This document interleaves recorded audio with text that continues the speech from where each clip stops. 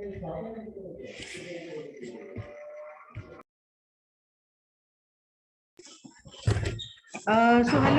Good evening to everyone. और आप lifestyle disorders की जो हमारी एक सीरीज चल रही है उसमें आज का टॉपिक है थायराइड। थायराइड इसलिए भी क्योंकि पिछली बार भी हमारा जो सेशन था उसमें बहुत लोगों ने हमारे से ऑन मैसेज ऑल्सो बार बार मैसेजेस आ रहे थे कि आप थायराइड को जरूर लीजिए।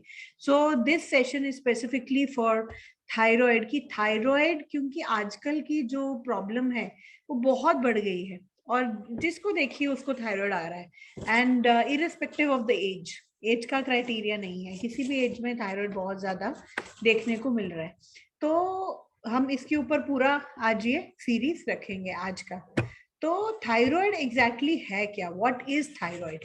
तो थायराइड क्या होता है बेसिकली, जैसे आप स्क्रीन से भी देख सकते हैं कि मनुष्य की गर्दन जो होती है उसके आधार पर एक तितली के आकार का, एक बटरफ्लाई के जैसा एक ग्रंथि होता है, एक ग्लैंड होता है। और इसका वजन लगभग आप मानिए 20 ग्राम्स के करीब होता है।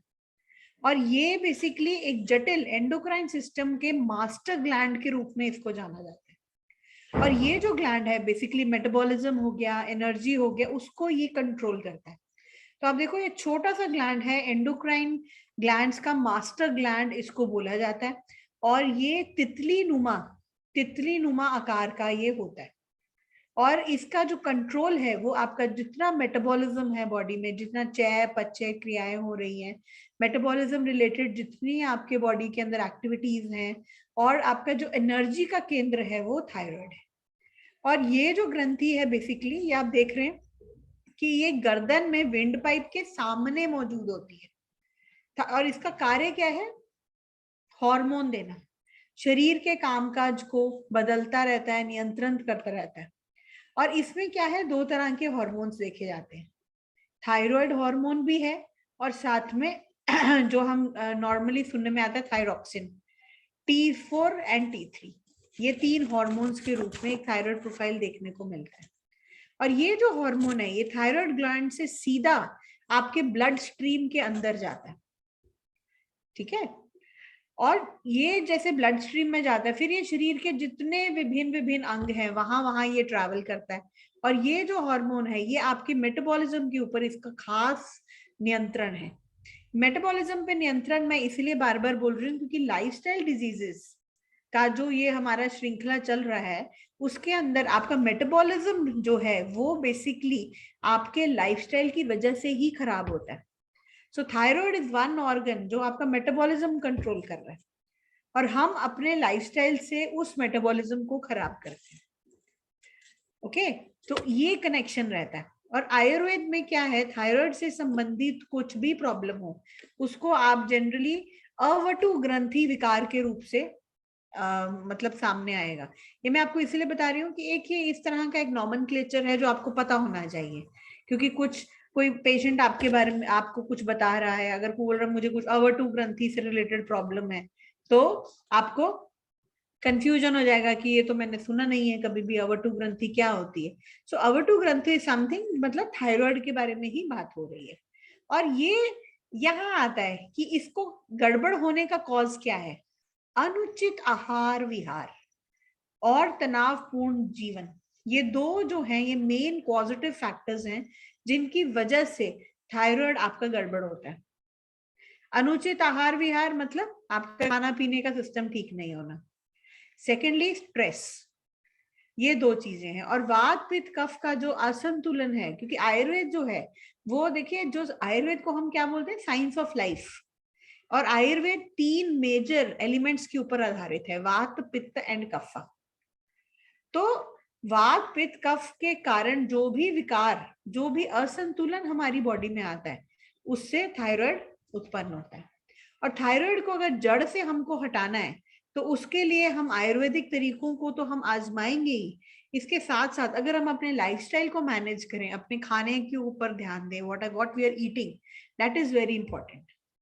स्ट्रेस का पैरामीटर कितना है हमारी लाइफ में, ये चीजें बहुत इंपॉर्टेंट है। और सामान्य थायराइड हार्मोन क्या काम करता है अब उस पर बात आती है, ठीक है।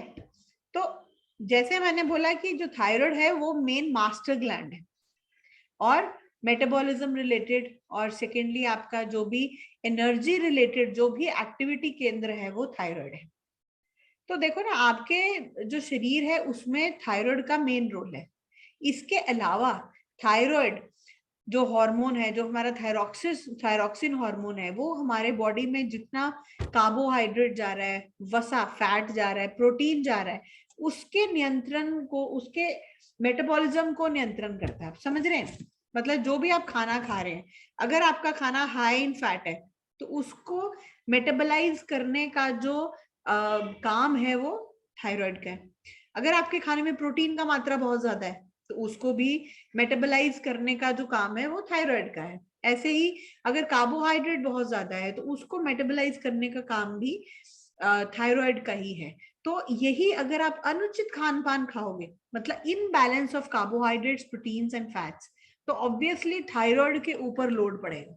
जो हमारा ग्लैंड है वो सक्रिय रूप से काम नहीं कर पाएगा। So here is this correlation जो आपको ध्यान रखना है। और ये जो है ये हमारे ब्लड के अंदर, फिर जो नेक्स्ट स्टेप है, एक तो है कि जो थायराइड है वो हमारे कार्बोहाइड्रेट्स वगैरह को मेंटेन करता है, उसका मेटाबलाइज करता है। दूसरा इसका जो रोल है वो जितनी चीनी, जितना ग्लूकोज लेवल है, कोलेस्ट्रॉल लेवल्स है, फॉस्फोलिपिड्स है, उनकी मात्रा को नियंत्रण करता है। जितनी हड्डियां हैं, मसल्स हैं और मानसिक वृद्धि है, जेनेटिक डिसऑर्डर्स हैं, गॉनडल डिसऑर्डर्स हैं हमारे बॉडी में, उनको ये नियंत्रण करता है। फिर हृदय गति, हार्ट का जो एक रिदम है उसके ऊपर, रक्तचाप, ब्लड प्रेशर के ऊपर भी थायराइड का कंट्रोल रहता है। महिलाओं के अंदर जो लैक्टेटिंग महिलाएं हैं, जो स्तनपान करा रही हैं बच्चों को, उनके दुग्ध स्राव को बढ़ाने के लिए भी थायराइड का एक मेजर रोल है। ओके, तो ये इसलिए मैं आपको बता रही हूँ कि कई बार क्या है कि ये एसोसिएटेड सिम्टम्स होते हैं और हमें समझ नहीं आता कि ऐसा क्यों है। जनरली मतलब मैं जैसे आप लोगों से जो क्वेरीज लेती भी हूँ उसमें क्या है, हमने ऐसे ट्रीट नहीं करना है कि अगर किसी पेशेंट को 6 लक्षण है तो हमें 6 दवाइयां उसको चिपका देनी है, ऐसे नहीं करना है। कई बार कोई एक रीजन की वजह से ही उसको वो सब प्रॉब्लम्स आ रही होती है। तो अगर आप उस रीजन को ट्रीट करोगे तो इवेंचुअली वो सब चीजें अपने आप ही बेटर होना शुरू हो जाती है। इसको आपको अननेसेसरी पेशेंट को मेडिसिन देने का जरूरत नहीं पड़ेगी इस केस के अंदर। तो इसीलिए आपको ये पता होना चाहिए कि एग्जैक्टली थायराइड का काम क्या है। थायराइड अगर किसी का गड़बड़ है और साथ में उसको मेटाबॉलिज्म रिलेटेड प्रॉब्लम्स आ रही हैं तो उसके थायराइड ग्लैंड को मेंटेन करके ही वो चीजें बेटर हो सकती है। ठीक है। अच्छा, अब थायराइड भी अगर आप देखोगे दो प्रकार का देखा जाता है। तो थायराइड में क्या है, एक होता है हाइपर थायराइडिज्म, एक होता है हाइपोथायराइडिज्म। एक हाइपर है, एक हाइपो है। हाइपर थायराइडिज्म पहले लेते हैं। हाइपर में क्या है, ये थायराइड ग्लैंड की अति सक्रियता, टू मच ऑफ थायरॉक्सिन, उसके कारण होने वाला रोग है।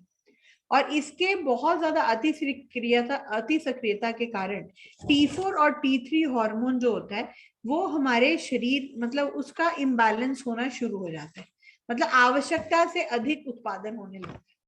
और जब इन हार्मोन्स का ज्यादा उत्पादन हो तो शरीर ऊर्जा का उपयोग अधिक करने लग जाता है। मतलब जैसे ही हाइपरथायरॉयडिज्म है, थायरॉक्सिन का लेवल बढ़ रहा है, तो आपका जो बॉडी है वो आपकी जो बॉडीली एनर्जी है उसको ज्यादा कंज्यूम करने लग जाता है। As a result fatigue, tiredness.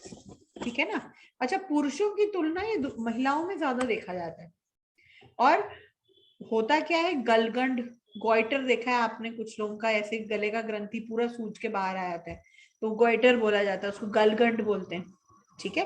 फिर घबराहट रहने लग जाती है, कुछ पेशेंट्स को चिड़चिड़ाहट रहती है, बहुत अधिक पसीना आना, बालों का पतला होना, झड़ना, हाथों का कांपना, अनिद्रा, वजन कम होना, मांसपेशियों की कमजोरी, दर्द होना। क्यों? क्योंकि मसल्स कमजोर होने शुरू हो जाते हैं। दिल की धड़कन बहुत ज्यादा बढ़ जाना, बहुत भूख लगने के बाद भी वजन घटना। ठीक है ना। और महिलाओं में मासिक धर्म की अनियमितता और उनका पूरा साइकिल का चेंजेस आने शुरू हो जाते हैं। ऑस्टियोपोरोसिस भी देखने को मिला है। ऑस्टियोपोरोसिस भी ऐसे पेशेंट्स में जल्दी हो जाता है। क्यों? क्योंकि हड्डियां खोखली होनी शुरू हो जाती। शरीर के अन्य अंगों की तरह थायराइड फंक्शन को भी कंट्रोल और रेगुलेट करना बहुत जरूरी है।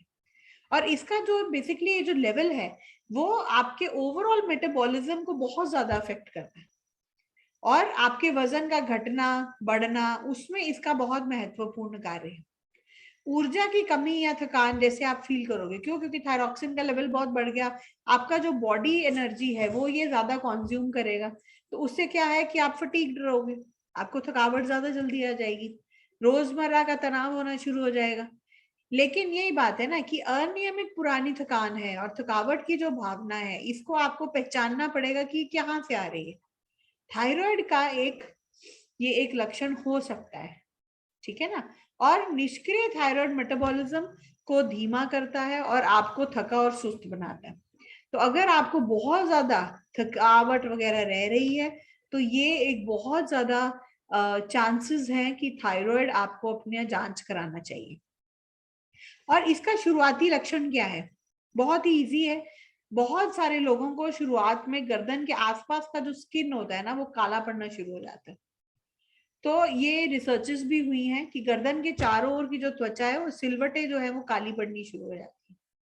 तो आमतौर पर इसको हार्मोनल फ्लेयर अप भी बोलते हैं कि मे बी उसकी वजह से ऐसा हो रहा है। सो दिस इज समथिंग जिससे आप पहचान सकते हैं कि अगर अरे आपकी गर्दन के आसपास काला तो नहीं हो रहा है, तो ये कॉलर जो होता है ना आपका कॉलर एरियाज के अंदर, ये कॉलर यहाँ से शुरू होके नेक्स्ट कॉलर जहाँ खत्म होता है, ये जो पूरा एरिया है ये एक लाइन की तरह काला पड़ना शुरू हो जाता है। This is one of the cardinal symptoms of thyroid कि हाँ कुछ गड़बड़ हो रहा है।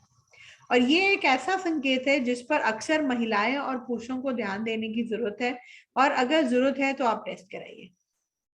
इसके अलावा थायराइड वैसे भी त्वचा के ऊपर बालों के अच्छे स्वास्थ्य को बनाए रखने के लिए बहुत इंपॉर्टेंट है। जनरली जिन लोगों का थायराइड बहुत ज्यादा डीरेंज रहता है उनके बालों का थिनिंग हो जाता है, बाल झड़ना शुरू हो जाते हैं बहुत ज्यादा। T3 T4 का लेवल इम्बैलेंस होने से उनका स्किन खराब होना शुरू हो जाता है, स्किन में खुजली होनी शुरू हो जाती है, ऑयली स्किन हो जाती है, नेल्स टूटना, ब्रिटलनेस आ जाती है। मतलब बहुत बार पेशेंट कहेगा मैं ऐसे करता हूँ मेरा नाखून टूट जाता है, मेरे नाखून टूट रहे हैं, मेरी हड्डियां कमजोर हो रही हैं। तो थायराइड की जांच कराना बहुत जरूरी है। तो ये मतलब वन ऑफ द सिम्टम्स है जिसमें आप ये चीज देख सकते हो, ठीक है।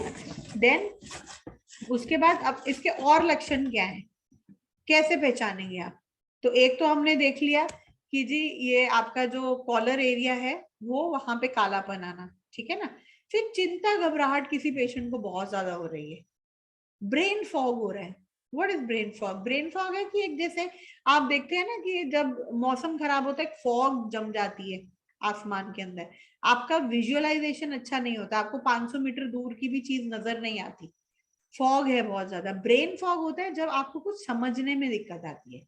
सेम वे क्लैरिटी नहीं है, थॉट्स में क्लैरिटी नहीं है, कोई आपसे कुछ पूछ रहा है आप कुछ और जवाब दे रहे हैं। तो इस तरह की जो चीजें हैं वो आनी शुरू हो जाती हैं। और मानसिक स्वास्थ्य जो है उसके कमजोर होने या बिगड़ने से किसी के भी इस तरह का लक्षण को आपको हल्के में नहीं लेना चाहिए। थायराइड में जितनी पीड़ित महिलाएं हैं उनको चिंता से घबराहट, कंपी होना, नर्वस सिस्टम वीकनेस और तीव्र मिजाज, बहुत ज्यादा जल्दी मूड स्विंग्स होना, गुस्सा बहुत ज्यादा आना, ये सब ब्रेन फॉग होना शुरू हो जाता है।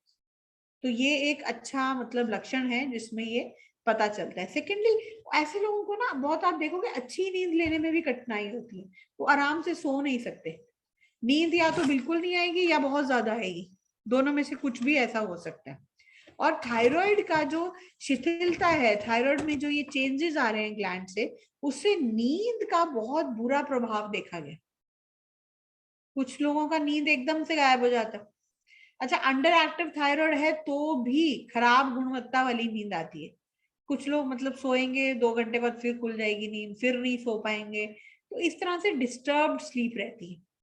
लंबे समय तक सोना, कम मतलब कम नींद आना, ये सब चीजों के साथ थायराइड का जुड़ाव काफी सारा जुड़ा हुआ है।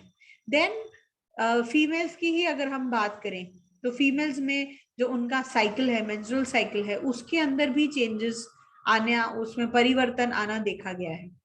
फिर दिस रिजल्ट्स टू पीसीओएस, फिर इनफर्टिलिटी का प्रॉब्लम आना शुरू हो जाता है। थायराइड के इम्बैलेंस से भी ऐसा होता है। इसीलिए आप देखेंगे जब आप मेरे से कई बार बात करते हैं कि जी ये फर्टिलिटी का प्रॉब्लम आ रहा है, तो हम फर्टिलिटी के लिए डायरेक्ट इसलिए बोलते हैं कि आप पहले उनका जांच को शेयर करिए। क्यों? क्योंकि कई बार क्या है, थायराइड का ट्रीट करके ही फर्टिलिटी ठीक हो जाती है। तो हम उसको डायरेक्ट फर्टिलिटी का जो ट्रीटमेंट है उसमें थायराइड का एक बेसिक रोल है कि थायराइड उस व्यक्ति का कैसा है, उस फीमेल का थायराइड कैसा है व्यक्ति विशेष का, क्योंकि थायराइड का फर्टिलिटी के अंदर बहुत मेजर रोल है। Getting my point? तो इसीलिए आप देख रहे हो थायराइड का ठीक रहना हमारे मेटाबॉलिज्म के लिए, हमारी इन सब चीजों के लिए बहुत जरूरी है। ठीक है। देन थायराइड का देखिए बेसिकली दूसरा जो प्रकार है, एक तो है हाइपरथायरॉयडिज्म जो बहुत ज्यादा कॉमन है, दूसरा है उसमें हाइपोथायरॉयडिज्म। इसमें थायराइड हार्मोन कम होना शुरू हो जाता है, T3 T4 कम, TSH बढ़ने जाता है, ये भी काफी कॉमन रहता है। तो अच्छा इसमें एक और दो चीजें हैं, जो हाइपरथायरॉयडिज्म है उसके अंदर पेशेंट का वेट गिरता है और हाइपोथायरॉयडिज्म में पेशेंट का वेट बढ़ता है। तो ये दो चीजें हैं। तो एक जो टाइप ऑफ थायराइड है उसके अंदर पेशेंट का वेट गिरेगा, और एक जो दूसरा टाइप ऑफ है जो हमारा हाइपर थायरॉयडिज्म है उसमें पेशेंट का वेट गिरता है। हाइपर में गिरेगा, हाइपो में बढ़ेगा। ठीक है। तो बेसिकली आपको ये ध्यान रखना है कि थायराइड तीन तरह का है। हाइपरथायरॉयडिज्म, उसमें क्या हो रहा है कि थायराइड ग्लैंड का अधिक सक्रिय होने से थायरॉक्सिन का ज्यादा स्त्राव हो रहा है। ठीक है, नंबर वन। फिर और अच्छा एक और चीज है कि अगर आप सिंपल थायराइड का जांच कराएं तो उसमें T3 T4 TSH सब कुछ कवर होता है। तो आप बहुत आराम से इस चीज को देख सकते हैं कि रिपोर्ट से पता लगा सकते हैं कि ये पेशेंट किस कैटेगरी में आता है, ये हाइपरथायरॉयड का पेशेंट है, हाइपोथायरॉयडिज्म का पेशेंट है, क्या प्रॉब्लम है इसको। फिर हाइपोथायरॉयडिज्म को आप बस ये याद रखना है कि सामान्य मात्रा से कम मात्रा में थायराइड हार्मोन का सिक्रीशन कर रहा है, वो क्या है, हाइपोथायरॉयडिज्म, जिसके अंदर वेट बढ़ता है पेशेंट का। फिर कई बार पेशेंट को थायराइड कैंसर भी होता है, एंडोक्राइन ट्यूमर्स के नाम से, ये सबसे खतरनाक रूप होता है थायराइड कैंसर का। तो क्या होता है कि इसके जो सेल्स होते हैं उसमें इस तरह का एक मेटास्टेसिस होना शुरू हो जाता है कि ये काफी खतरनाक आकार का रूप ले सकता है। तो थायराइड कैंसर भी one of the most dangerous endocrine tumours में माना जाता है। ठीक है। अच्छा, आप थायराइड होने के संकेत पे बात करते हैं। क्या संकेत हैं कि क्या आपको थोड़ा सा साइंस पता कैसे चलेगा आपको कि जी कुछ थायराइड का कुछ गड़बड़ लग रही है। ठीक है ना। तो थायराइड देखिए सिंपल सी चीज है, अगर वेट में फ्लक्चुएशन है, नंबर एक, बहुत ज्यादा वेट बढ़ रहा है घट रहा है, इररिस्पेक्टिव ऑफ आप क्या खा रहे हो। अगर आप कुछ भी ऐसा नहीं खा रहे, अगर आप रोज ही जंक फूड खा रहे हैं तो देखिए वेट बढ़ना तो नॉर्मल है ना। लेकिन अगर आपका खाना ठीक है, आप इतना नहीं खा रहे जिस हिसाब से वजन बढ़ रहा है, तो ये एक साइन है कि कहीं कुछ गड़बड़ हो सकता है मेटाबॉलिज्म रिलेटेड। फिर थकान, फटीग्ड, बहुत ज्यादा थकान रहना। फिर नाखूनों और बालों का कमजोर होना, thinning of the nails and the hair जैसे मैंने बोला कि पेशेंट के नाखून निकलना शुरू हो जाते हैं, बहुत ही आराम से नाखून निकल जाते हैं। फिर बाल जो है उनका थिनिंग होना शुरू हो जाता है, बाल बहुत पतले होने लग जाते हैं। फिर सर्दी ज्यादा लगना, डिप्रेशन होना, मांसपेशियों में अकड़न होना, गला बैठना, मानसिक तनाव होना, ये सब जो रीजंस हैं ये थायराइड के देखने में आते हैं। और हाइपोथायरॉयडिज्म जो है उसमें क्या है, बेसिकली कमी से तो हो रहा है ये, पर उसमें दो तरह है, थायराइड ग्लैंड का डिसफंक्शन तो है ही है, पिट्यूटरी ग्लैंड से भी इसका प्रॉब्लम आता है। तो दो तरह से हाइपोथायरॉयडिज्म देखा जाता है।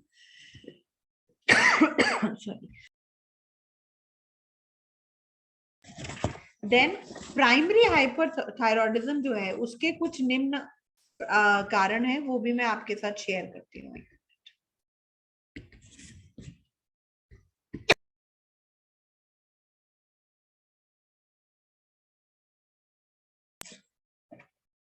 एक आता है हैशीमैटो डिजीज। हैशीमैटो होता है ऑटो इम्यून सूजन के कारण। थायराइड ग्लैंड जो है इसका असक्रियता आनी शुरू हो जाती है। फिर आयोडीन डेफिशिएंसी। आयोडीन डेफिशिएंसी कई बार कुछ रीजन्स ऐसे हैं जहाँ पे आयोडीन की कमी देखी गई है, तो वहां पे भी थायराइड का एक प्रॉब्लम देखने में आया है। थायराइड हार्मोन बनाने के अंदर आयोडीन की बहुत बड़ी एक महत्वपूर्ण भूमिका है।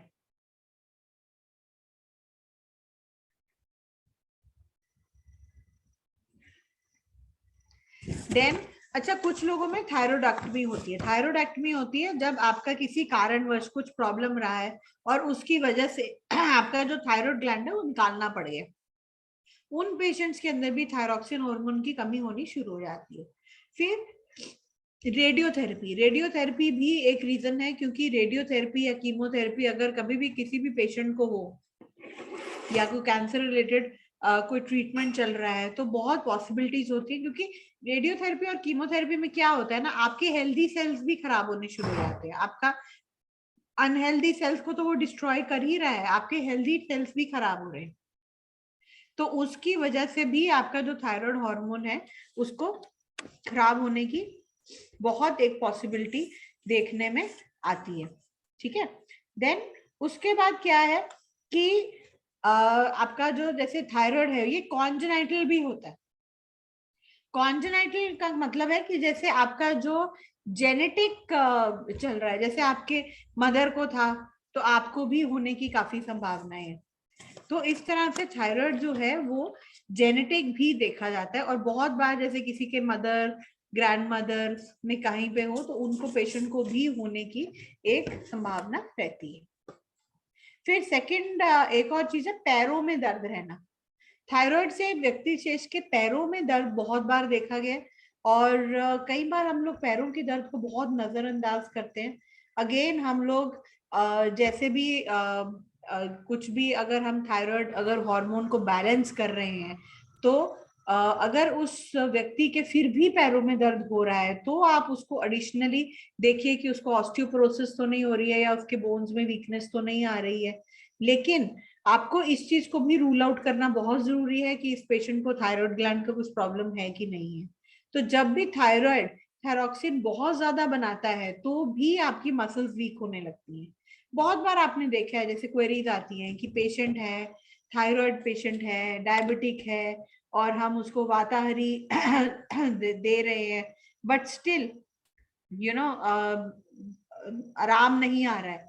तो आपको ये देखना पड़ेगा कि उसका थायराइड की वजह से तो नहीं है, कहीं कहीं उसका थायरॉक्सिन लेवल बहुत बढ़ रहा हो और बॉडी लिए एनर्जी वो खर्च कर रहा है, तो वो बेचारी मेडिसिन से क्या होगा। आपको उसका रूट कॉज देखना पड़ेगा, what is the exact root cause जिसकी वजह से उसको ये फटीगनेस, ये टांगों में फटीगनेस लग रही है।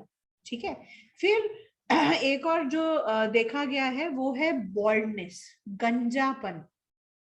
गंजापन बहुत बार देखा गया है पुरुषों में स्पेसिफिकली। ठीक है। तो इसका बहुत अफेक्ट आता है, क्योंकि गंभीर और लंबे समय तक हाइपो या हाइपरथायरॉयडिज्म अगर किसी पेशेंट को है तो वो बालों के झड़ने का बहुत बड़ा कारण हो सकता है। टेस्टोस्टेरोन लेवल्स जैसे जैसे नीचे आते हैं वैसे वैसे इन चीजों के अंदर आप देखोगे बॉल्डनेस आनी शुरू हो जाती है। अच्छा, बहुत बार पेशेंट आपको बोलते हैं कि जी हम बॉल्डनेस का एक उपाय कर रहे हैं पर फिर भी हमारा काम नहीं बन रहा है, या हम कुछ ग्रोथ हार्मोन्स खा रहे हैं, या हम ग्रोथ के बालों के ग्रोथ के लिए हम कुछ मेडिसिन ले रहे हैं तो फिर भी ठीक नहीं है। तो उसका रीजन यही है कि जो थायराइड है बेसिकली वो जब तक नॉर्मलाइज नहीं होगा तब तक आपका बॉल्डनेस का प्रॉब्लम ठीक नहीं होगा। देन वीक बोन्स, मतलब इसमें बहुत ध्यान है। अच्छा, अगर आप किसी जैसे कोई पेशेंट है ऑलरेडी ऑस्टियोपोरोसिस है और उसको थायराइड भी है, तो आपको ये देखना पड़ेगा जब भी थायराइड बहुत ज्यादा बढ़ेगा तो हड्डियां कमजोर होंगी होंगी। जैसे हमने पिछले सेशन के अंदर भी उठाया था, तो पिछले सेशन के अंदर हमने देखा था ना कि ऑस्टियोपोरोटिक जो बोन्स होती हैं उसके अंदर डेंसनेस खत्म हो जाती है और वो पूरा अंदर से ऐसे ऐसे जैसे छेद वाली जो हड्डी होती है उस तरह से बन जाती है। तो थायराइड जब बढ़ जाता है तब भी आपकी हड्डियां कमजोर होती है, हड्डियों में दर्द होना शुरू हो जाएगा, बैठकर खड़ा होना मुश्किल हो जाएगा। तो हड्डियां खोखली जो हो रही हैं, तो जो थायराइड है वो ऑस्टियोपोरोसिस भी करता है, तो इसका भी आपको ध्यान देने की जरूरत है। देन लो हार्ट बीट, बहुत बार ऐसा हुआ है कि पेशेंट को घबराहट हो रही है, हार्ट के सारे टेस्ट कराए हैं जी, हार्ट बिल्कुल ठीक है, पर फिर भी घबराहट नहीं जा रही है। दिस इज वेयर जहां पे आपका थायराइड काम में आता है, क्योंकि दिल की सेहत जो है वो थायराइड से सीधा जुड़ी हुई है। बहुत बार स्ट्रेस है, इंसोम्निया है, तो उससे देखो ये जो चीजें हैं ना सब इंटर रिलेटेड है। हम इसको लाइफस्टाइल डिसऑर्डर क्यों बोलते हैं? सिंपल है, आपके बॉडी के अंदर लाइफस्टाइल रिलेटेड, जो लाइफस्टाइल से जो भी प्रॉब्लम्स आती हैं उनसे ये बीमारियां उपजती हैं। अब सपोज आपका स्ट्रेस बहुत ज्यादा है लाइफ के अंदर, देखो ओरिजिनली जो स्ट्रेस बना था ना वो बेसिकली एक अच्छी चीज के लिए बना था, कि आप कोई भी पोटेंशियली चैलेंजिंग कोई भी अगर सिचुएशन है तो उसको आप लड़ सको। उसके लिए आप सोचिए ना, अगर कोई बच्चा है उसको अपने एग्जाम का टेंशन ही नहीं है, एग्जाम का स्ट्रेस ही नहीं है, वो पढ़ेगा ही नहीं ना। और आप कहीं जा रहे हैं, आप रस्सी दिख गई आपको और आप सोच रहे नहीं नहीं कुछ नहीं, और वो सब वास्तव में सांप निकला, तो बचाव के लिए स्ट्रेस था। लेकिन जब वो स्ट्रेस आपका एक बॉडी का हिस्सा बन जाता है, बहुत ज्यादा आपका माइंड सारा टाइम ही स्ट्रेस में रहता है, तो वो आपके बॉडी के अंदर हॉर्मोन्स को खराब करना शुरू कर देता है, आपके मेटाबॉलिज्म के ऊपर असर करता है, आपके डाइजेस्टिव सिस्टम के अंदर इंटरफेयर करता है। तो दिस इज वेयर स्ट्रेस का रोल आता है। हम जो अनुचित आहार विहार खाते हैं, जो भी चीजें हम खा रहे हैं, जैसे संतुलन में नहीं खाना, not at the right time, right quantity and the right manner, ये तीनों चीजें बहुत जरूरी है। जब ये तीनों तरीकों से हम लोग खाना नहीं खाते हैं तो वो खाने से हमारा मेटाबॉलिज्म गड़बड़ होता है, और उस मेटाबॉलिज्म से बेसिकली थायराइड जैसी बीमारियां उपजती है। ठीक है ना? अब आपका मेटाबॉलिज्म खराब हो रहा है, तो दिल की सेहत is directly proportional to thyroid. कुछ भी स्ट्रेस है, इंसोम्निया है और आपका अनुचित आहार विहार है, तो क्या होगा? कोलेस्ट्रॉल बढ़ जाएगा। कोलेस्ट्रॉल बढ़ जाएगा तो क्या होगा? हार्ट बीट कम होनी शुरू हो जाएगी। तो आप थोड़ा भी काम करेंगे तो आपको सांस फूलना शुरू हो जाएगा। देन मुंह और बॉडी पे सूजन आना शुरू हो जाता है, ऐसा भी देखा गया है बहुत बार। वजन बढ़ रहा है, मेटाबॉलिज्म खराब हो रहा है, इनडाइजेशन हो रहा है, ये सब जो चीजें हैं ये इससे ही रिलेटेड है। देन सबसे बड़ा जो एक प्रॉब्लमेटिक है जो थायराइड में देखा गया है वो है फर्टिलिटी। बहुत बार जो फर्टिलिटी का जो प्रोपोर्शन है वो थायराइड ग्लैंड की अति सक्रियता या जो कम सक्रियता है उसकी वजह से खराब होता है। तो इसके अंदर आपको ये चीज देखना बहुत जरूरी है कि अगर फर्टिलिटी का प्रॉब्लम है तो उसमें थायराइड का क्या रोल है। देन वाईटीएम क्या ऑफर करता है? वाईटीएम आपको ऑफर करता है थायरो एम। इसके बारे में काफी लोगों को ऑलरेडी मालूम है, आई सपोज। यस, तो इसका थायरो एम का जो टैबलेट है वो 2 टैबलेट आपने लेना है 3 बार, 3 times a day for 2 weeks, और 2 वीक्स के बाद आप उसको ट्वाइस अ डे कर सकते हैं। तो ये दोनों केसेस में ही काम करती है। सॉरी। तो थायरो एम जो है ये बहुत अच्छा प्रोडक्ट है जिसको आप यूज कर सकते हैं थायराइड के लिए। ठीक है, that's all for today. Kamal Narayan ji.